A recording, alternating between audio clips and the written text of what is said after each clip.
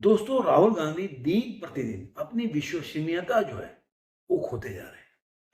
और राजनीति में विश्वसनीयता एक ऐसी चीज होती है कि जब आप खो देते हैं तो आप कहीं के नहीं रहते। और राहुल गांधी इन चीजों से सबक नहीं ले रहे। आज 15 साल हो गए उनको विपक्ष में बैठे हुए, लेकिन उसके बावजूद भी जो गलतियां 2014 में करते थे वही आज भी कर रहे हैं।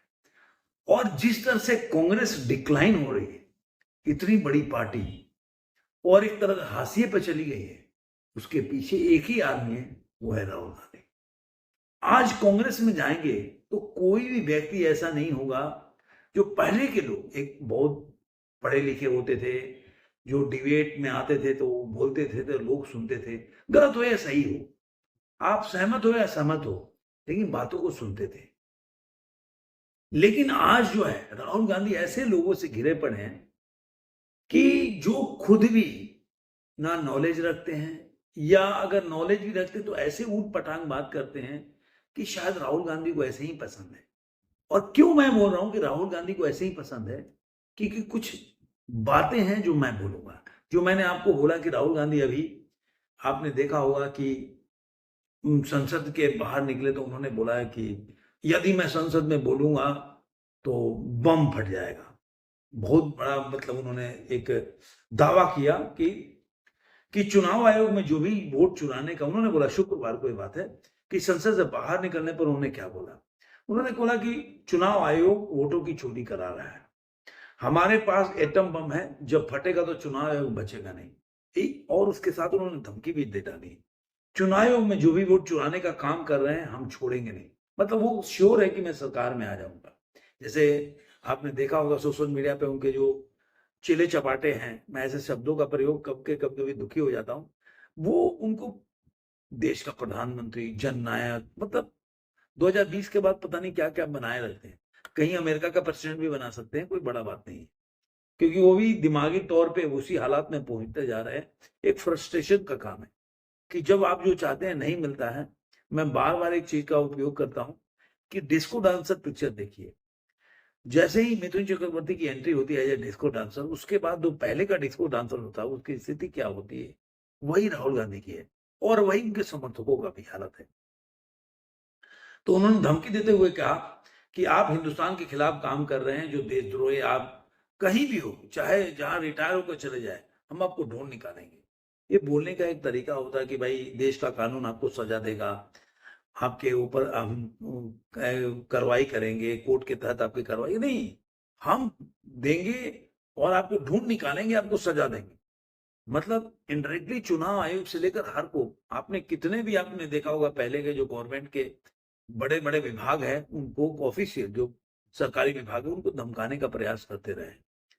अब सवाल ये होता है कि आज का जो तथ्य है वो ये नहीं, आज ये है कि ये बम तो बाद में पता नहीं क्या, जो बिहार के चुनाव के ऊपर जो SIR हो रहा है उसके ऊपर, वो एक अलग मामला चल रहा था तेजस्वी का, लेकिन उसके ऊपर उनका बयान था। लेकिन आज का मामला उसमें नहीं है। राहुल गांधी ने एक बहुत बड़ा बयान दिया, और वो भी अरुण जेटली को लेकर, जो उनकी विश्वसनीयता को एक ऐसे जगह पे लाके खड़ा कर देता कि कोई भी आदमी उनको, मतलब मैं क्या बोलूं, कि बोलेगा कि ये आदमी कभी जीवन में सच नहीं बोलता है। और ऐसी कई घटनाएं हैं, कोई आज नहीं है। और बिना तथ्यों के ऐसी, मतलब वो मनगढ़ंत बातें, ऊट पटांग बातें जो सच नहीं है, वो बोल जाते हैं बहुत कॉन्फिडेंस के साथ। उन्होंने अरुण जेटली के बारे में बोला कि जब उनके बोलने का क्या मतलब, अरुण जेटली के बारे में उन्होंने जो बोला मैं बताता हूं आपको, कि अरुण जेटली के बारे में बोला कि जो जो ये किसान आंदोलन हुआ था, जब किसान आंदोलन हुआ था आपको, तो उस समय अरुण जेटली को भेजा गया था उनको धमकाने के लिए कि भाई आप अगर किसान आंदोलन का अगर समर्थन करोगे तो आपको हम जेल में डाल देंगे, इस तरह का। तो उन्होंने अरुण जेटली को, मैंने बोला कि आप मुझे जानते नहीं हो कि मैं कौन हूं, इस तरह का। अब ये सारे जो चीजें हैं वो कैसे मैं बताऊंगा कि राहुल गांधी इस तरह के सीरियल, मतलब बातें जो कहते हैं जो सच से एकदम तथ्यात्मक रूप से परे होता है, और कॉन्फिडेंस एक अरविंद केजरीवाल थे, लेकिन उनसे कंपटीशन में ये पीछे छोड़ने को तैयार है। अब मैं बता दूं कि सितंबर 2020 में संसद में ये 3 कानून लाए गए थे, जो जिस किसान आंदोलन की बात कर रहे हैं। 3 अधिनियम थे। लोकसभा में 17 सितंबर 2020 को और राज्यसभा में 20 सितंबर 2020 को ये विधेयकों को मंजूरी दी गई। और भारत के जो राष्ट्रपति थे उस समय के कोविंद जी, उन्होंने 27 सितंबर 2020 को इस पे सहमति में मुहर लगा दी। जून के करीब में ऐसा आया कि जून के बाद से ये 3 कानून पे जो थे उस पर चर्चाएं चल रही थी, जून 2020। लेकिन ये सारा घटनाएं जो घटा, जो बिल आया, वो सब 17 सितंबर के बाद है। अब जो आज तक कभी नहीं उठा लीजिए कि किसान आंदोलन उसके बाद चालू हुआ। जो ये 3 कानून थे उसके खिलाफ 26 नवंबर को 2020 को दिल्ली की सीमाओं पर सबसे पहले इन्होंने शुरू हुआ किसान आंदोलन में बैठने लगे। अब घटनाक्रम देखिए, समय काल देखिए, भी मतलब ये 17 सितंबर के बाद की घटना है 2020 की। और अरुण जेटली 28 दिसंबर 1952 को पैदा हुए थे और 24 अगस्त 2019 में उनका देहांत हो गया था। केवल 24 अगस्त 2019 को वो उनका देहांत हो गया था। तो आप सोचिए कि बंदा 1 साल पहले उसका करीब करीब पहले वो इस दुनिया में नहीं रहे, तो फिर राहुल गांधी को कैसे आके धमका रहे थे, कैसे उनको उल्टा सीधा बोल रहे थे, कैसे उनको बोल रहे हैं तुम्हारे ऊपर कार्रवाई करेंगे। और जो अरुण जेटली के बेटे हैं उन्होंने सोशल मीडिया पर ट्वीट करके इसके बारे में जानकारी भी दी है। तो आप सोच समझते हैं कि राहुल गांधी किस तरह से बातें जो होते हैं वो इस तरह के झूठ बोलते रहते हैं। अब मैं आपको बता दूं एक और घटना, आपको याद होगा कई लोगों को, जो मनोहर पर्रिकर मुख्य रक्षा मंत्री थे, डिफेंस मिनिस्टर थे, तो 2015 में जब ये रक्षा मंत्री के तहत ये जो लड़ाकू राफेल हुआ था उसका सौदा हुआ था, तब सबसे पहले इन्होंने, राहुल गांधी ने, उन्होंने ये बताया था कि फ्रांस के राफेल जो विमान कोची की बैठक में, जो उस समय कांग्रेस के अध्यक्ष थे, उन्होंने बताया कि सौदे में प्रधानमंत्री मोदी ने के कहने से हुआ था, ये उनको मनोहर पर्रिकर बोले। उसके बाद उन्होंने दिल्ली के तालकटोरा देर में भाषण कर रहे थे, इसी आरोप को दोहराया और उन्होंने बोला, जब मैं मंगलवार को पर्रिकर जी से मिला, उनका वर्ड है, तो उन्होंने मुझे साफ साफ बताया कि प्रधानमंत्री ने रफाल सौदे में बदलाव करते समय उनकी राय नहीं दी थी। 14 दिसंबर को उसके बावजूद भी जो सुप्रीम कोर्ट ने फ्रांस के साथ हुए राफेल सौदे की अदालत की निगरानी में जांच की मांग की, सभी याचिकाओं को खारिज कर दिया गया और कोई भी इसके निर्णय प्रक्रिया पे कोई भी संदेह नहीं किया गया। तो आप ये देखिए कि फिर जो राहुल गांधी किस तरह से बातों को बाद में, मैं उनके जो बोलेंगे तो पर्रिकर जी के जो एक बोल सकते हैं कि अधिकारी थे प्रसन्ना कार्तिक ने, उन्होंने ट्वीट किया था, ये आदमी हमेशा झूठ बोलता है, यह कहकर आया था कि वो अपनी माँ के सिख स्वास्थ्य की कामना करने के लिए मिलना चाहता है और मुख्यमंत्री ने शालीनता से मुलाकात की। तो उन्होंने ये बोला कि किस तरह से इन्होंने झूठ बोला, उन्होंने इसके बारे में इनकार किया। तो कहने का मतलब ये है कि राहुल गांधी इस तरह से किए। अब अरुण जेटली जो है वो एक ऐसे लीडर हैं जो विपक्ष में कोई भी व्यक्ति, इनके ऊपर आपने जाना, सिद्धू ने भी आरोप लगाया था, बाद में अरविंद केजरीवाल है, उन्होंने भी इनके ऊपर भ्रष्टाचार के आरोप लगाए थे। बाद में अरविंद केजरीवाल को माफी मांगना पड़ा था। तो ये मतलब कोर्ट में बाद में मानहानि दावा किया था, तो अरविंद केजरीवाल को इससे माफी मांगना पड़ा था। कहने का मतलब है कि इनका, सिद्धू ने भी पहले इनके ऊपर आरोप लगाया, लेकिन अगर आप पढ़ने जाएंगे जेटली जी के बारे में, अगर आपको चाहिए, आपने बहुत पहले रजत शर्मा ने मैंने उनका कहीं पे इंटरव्यू देखा था, उन्होंने अरुण जेटली के बारे में बताया था कि अरुण जेटली कैसे दोस्त थे, कैसे इंसान थे। और मतलब अरुण जेटली के दो फ्रेंड हैं जो उनके इज्जत करने वाले लोग हैं, क्रॉस द पार्टी लाइन है, हर पार्टी के लोग उनकी मोटा मोटी लोग इज्जत करते हैं, कोई भी आदमी उनके ऊपर इस तरह की बातें नहीं। अब राहुल गांधी ने तो सोचा, क्योंकि मैंने आपको क्या बोला कि राहुल गांधी के इर्द गिर्द ऐसे लोग हैं जो राहुल गांधी को खुश करने, क्योंकि राहुल गांधी खुद ही ऐसी बात बोलते हैं, तो इसलिए वो भी ऐसी बात बोलते हैं। तो राहुल गांधी ने सोचा कि भाई अरुण जेटली तो रहे नहीं, कौन उनसे पूछने जाएगा, तो कुछ भी बोल। क्योंकि वो तो अध्ययन करते नहीं है कि भाई आप बोलो तो ऐसे झूठ बोलो कि बाद में पता चले तो लोग अगर उसका आजकल देखिए सोशल मीडिया का जमाना है, जैसे कि मैंने ढूंढ के निकाला वैसे ही आप भी ढूंढ के निकाल सकते हैं कि ये किसान आंदोलन कब चालू हुआ था, बिल कब आया था, उसके बाद अरुण जेटली जी का देहांत कब हुआ था, ये सारे कम से मिलाएंगे तो आपको लगेगा क्या बोलते हैं। ऐसे मनोहर पर्रिकर के बारे में भी आपको पता चल जाएगा कि वो उन्होंने क्या बोला था। और ऐसे ही जब वो भूकंप की बात बोले थे ना अपने टाइम में कि मैं बोलूंगा तो संसद में भूकंप आ जाएगा, जब नोटबंदी हुआ था, तो आपको पता ही कि राहुल गांधी के इसीलिए लोग इनकी बातों को बड़े बड़े शब्द तो प्रयोग करते हैं लेकिन कोई सीरियस नहीं लेता। इसका वही वजह है।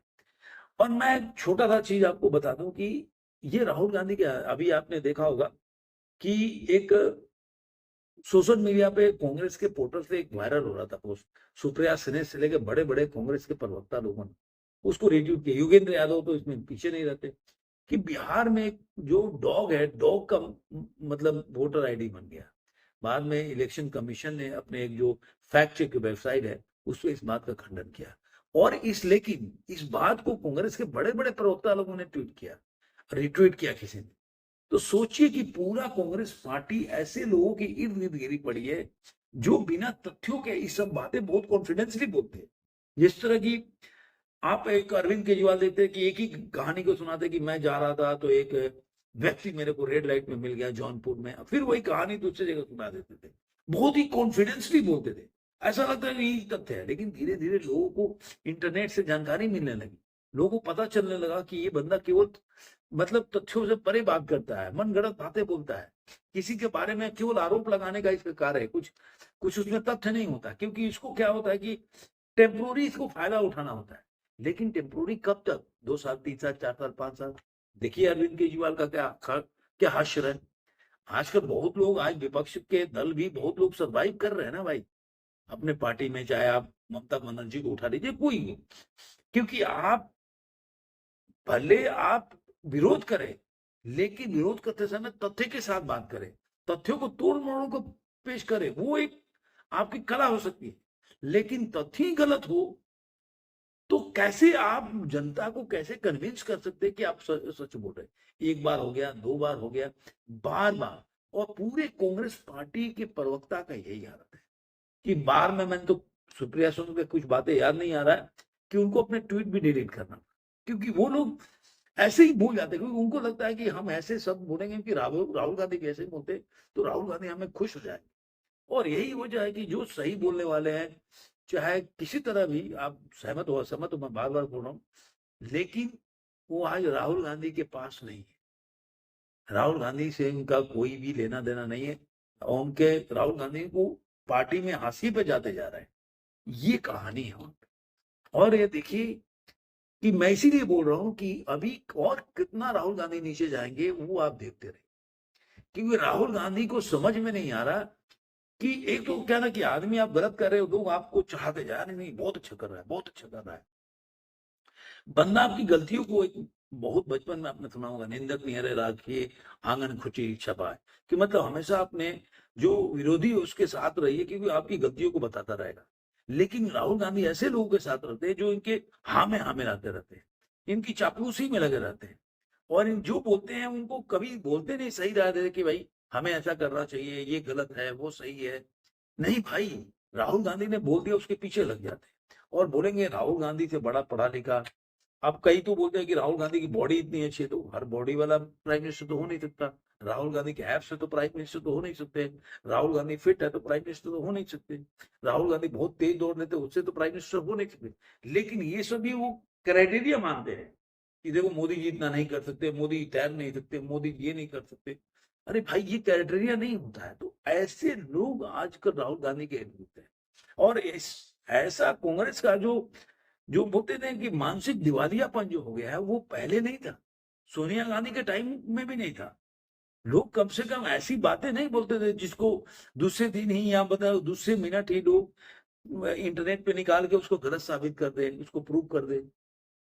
अब मान लीजिए कि मैं निकाल सकता हूं, तो सोचिए कि बीजेपी के पास तो एक बहुत बड़ा टीम है इंटरनेट का, वो तो इसको वायरल कर देंगे। और ऐसे ही इसी वजह से आम जनता के नजर में आ जाती है कि कांग्रेस या राहुल गांधी ऐसे ही हमेशा आप बिना तथ्यों के लोगों पे आरोप लगाते रहते हैं, जैसे पहले अरविंद केजरीवाल लगाते रहते, और इसीलिए दिन पर दिन कांग्रेस गर्त में जाती जा रही है और राहुल गांधी की विश्वसनीयता भी धीरे धीरे खोती जा रही है। यही वजह है।